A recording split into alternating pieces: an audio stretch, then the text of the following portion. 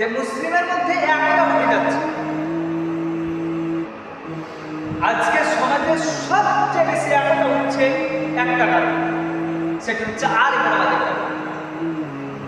আলেম ওলামাই ঠিক নাই, আলেম ওলামাদের মধ্যে বেশি তর্ক বিতর্ক।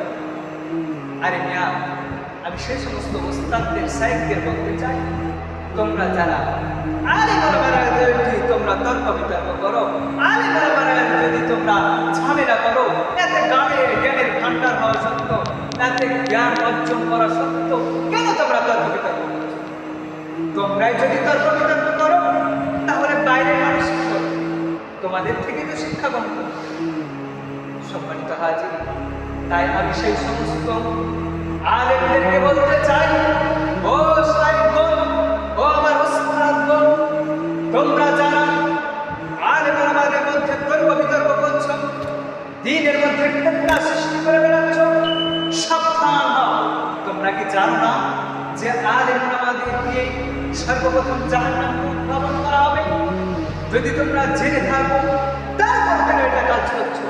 তোমাদের লজ্জা হয় না যে বাইরের মানুষ আমাদের থেকে কি শিখবে? আমরাই যদি তাদের তর্ক বিতর্ক করি, আমরাই যদি এত তর্ক বিতর্ক করি, বাইরের মানুষ অর্থাৎ মূর্খ মানুষেরা আমাদের থেকে কি শিখবে? তাই আলেম ওলামারা আগে তারা সংশোধন করে তারপর অন্য মানুষদেরকে দ্বীনের মার্কাজ, দ্বীনের কথাগুলো পৌঁছে দেয়। তাই যত মুসলিম